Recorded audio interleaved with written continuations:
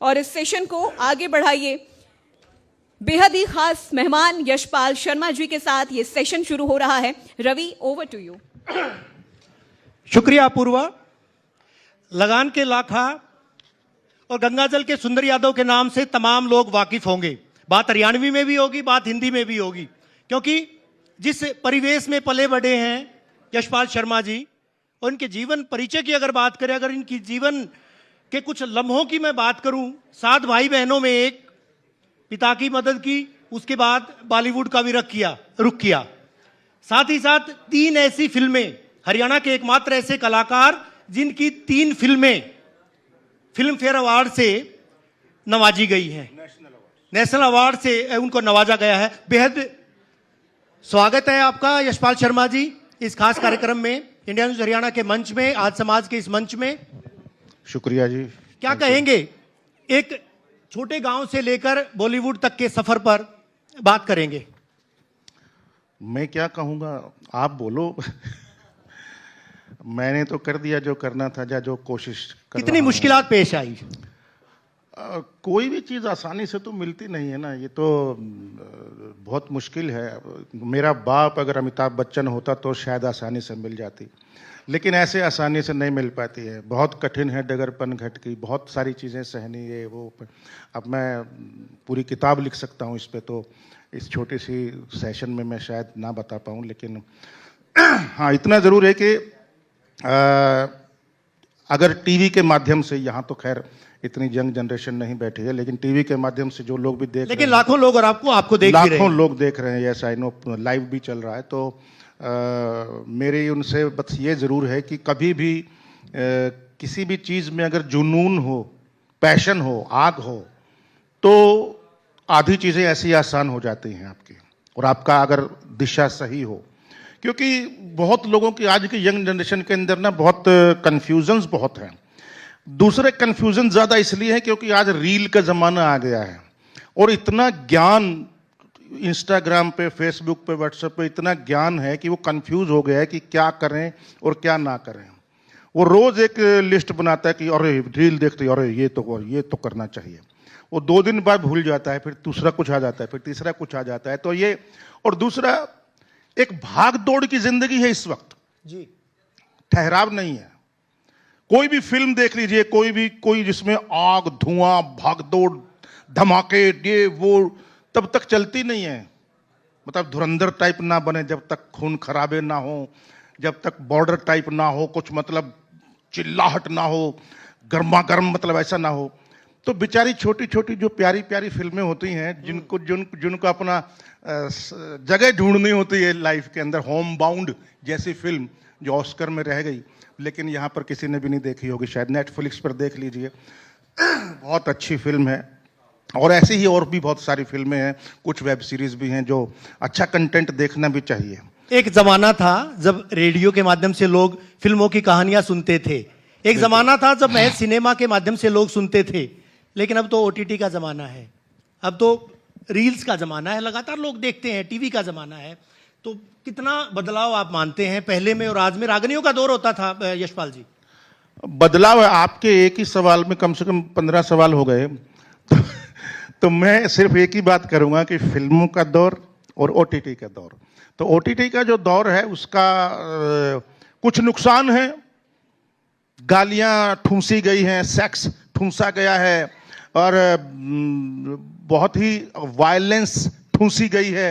वो बहुत गलत है। जो आज की यंग जनरेशन, जहाँ कभी रेप होते हैं या कोई कत्लेआम या गोली चल गई हो, वो इन्हीं का असर है सब। हरियाणा हम के चाहे कितना भी हम अपने आप को दूर समझ लें, लेकिन ये इसी का असर है।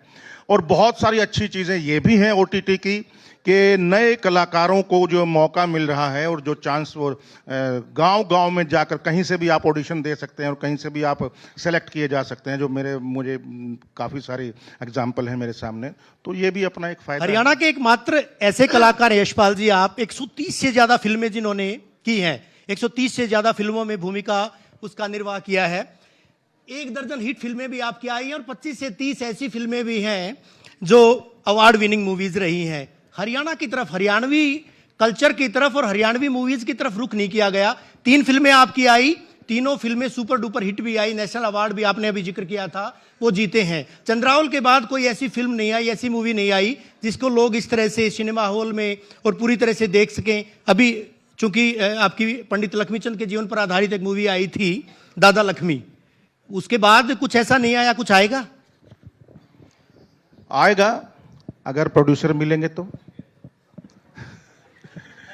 क्योंकि सबका बड़ा मन होता है कि सर छोटू राम पे बनाइए, मेहर सिंह पे बनाइए, इन पे देवीलाल जी पे बनाइए, उस पे बनाइए। भाई पहले पैसा तो लाइए।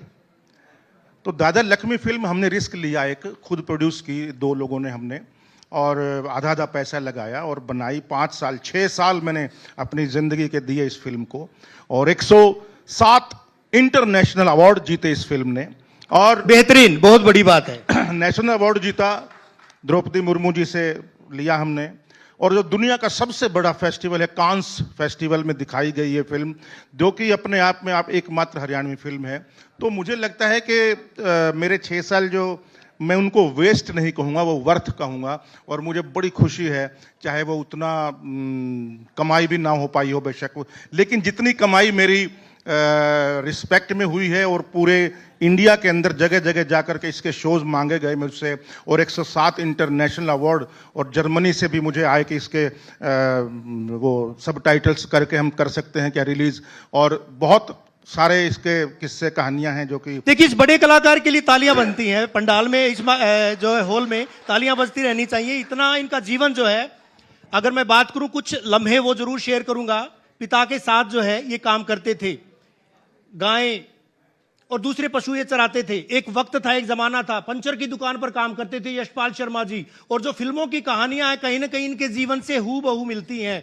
वो रील का जो जीवन है वो रियल लाइफ में भी यशपाल शर्मा जी ने जिया है। यशपाल जी, अभी फिलहाल हरियाणा में आप देखते हैं म्यूजिक जो है परवान पर है। मासूम शर्मा जी कुछ देर पहले यहां पर थे।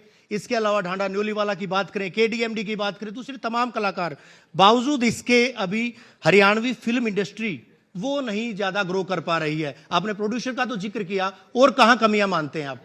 नहीं, हरियाणवी इंडस्ट्री ग्रो कर रही है, ऐसा नहीं है।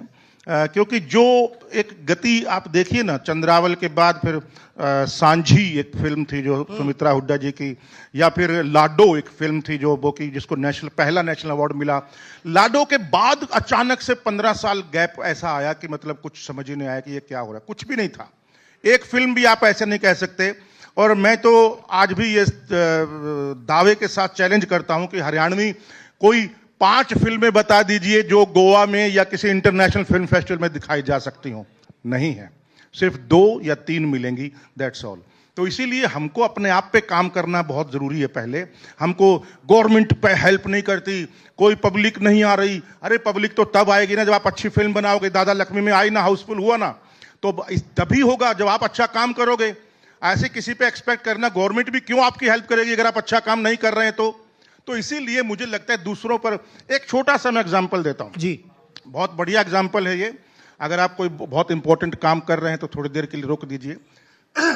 एक राजकुमार हिरानी है, मुन्ना भाई एमबीबीएस वाले, और मैं, हम दोनों एक नागपुर में एक फिल्म फेस्टिवल में जज थे। और वो फिल्म फेस्टिवल था शॉर्ट फिल्मों का। तो हमारे पास 18 शॉर्ट फिल्में भेजी गई 300-400 में से सिलेक्ट करके। कैन यू बिलीव, हम दोनों को जो फिल्में मिली थी उसमें से फर्स्ट फिल्म जो थी वो हम दोनों की एक ही थी, जो सेम। और वो क्या थी? सिर्फ 40 सेकंड की फिल्म थी, सिर्फ 5000 का बजट था, और सिर्फ एक ही शॉट में थी, और मोबाइल से बनी हुई थी। अब आप सोच सकते हैं, लोग बहाने करते हैं पैसा नहीं है, वो नहीं है, मैं गरीब हूं, फलाना है। इस फिल्म को फर्स्ट प्राइज मिला था इतने बड़े इंटरनेशनल फेस्टिवल में। और वो फिल्म थी, एक तस्वीर के ऊपर कैमरा है और वहां पर लाल किले की तस्वीर है, लाल किला लिखा है और ब्लैक है। कैमरा पैन होता है, कुतुब मीनार लिखा है, काला है पूरा पेंटिंग जो फोटो है।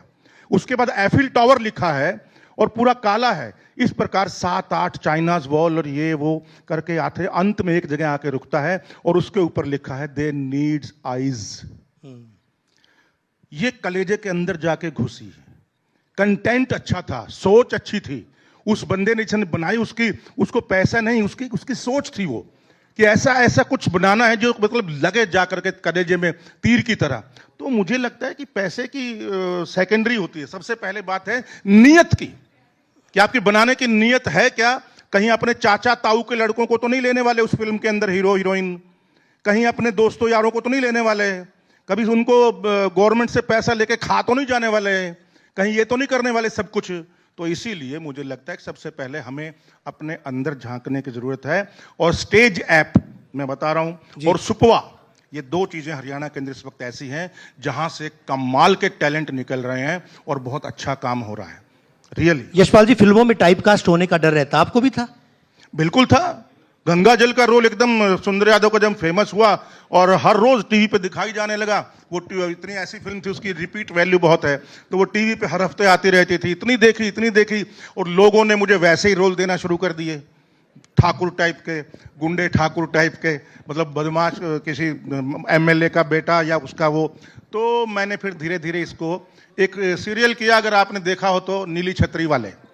तो नीली छतरी वाले ने उसकी इमेज को तोड़ा, और भी बहुत सारी फिल्में थी, अब तक 56 थी। आखिरी प्रश्न क्या किए जाने की जरूरत है अभी फिलहाल हरियाणवी इंडस्ट्री, हरियाणवी संस्कृति को और बढ़ाने के लिए?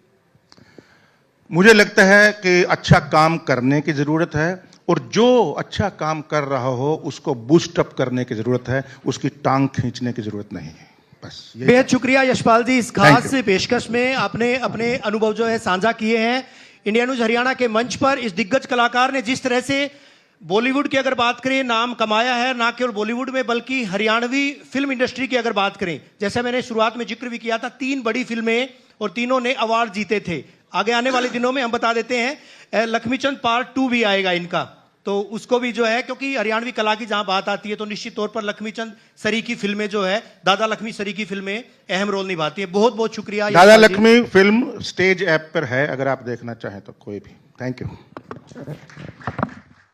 बहुत शुक्रिया यशपाल शर्मा जी, आपने अपना कीमती वक्त दिया। ना सिर्फ बॉलीवुड को लेकर आपने बहुत सारे प्रश्नों के जवाब दिए, बल्कि हरियाणा की लोक संस्कृति, और आपने ये भी बताया कि हरियाणा भी फिल्मों का निर्माण कर सकता है। हरियाणा में भी कलाओं की कमी बिल्कुल नहीं है, क्योंकि हरियाणा से हमने खिलाड़ियों को भी देखा है उभरते हुए, बनते हुए। हरियाणा में कला की कोई कमी नहीं है, और इसी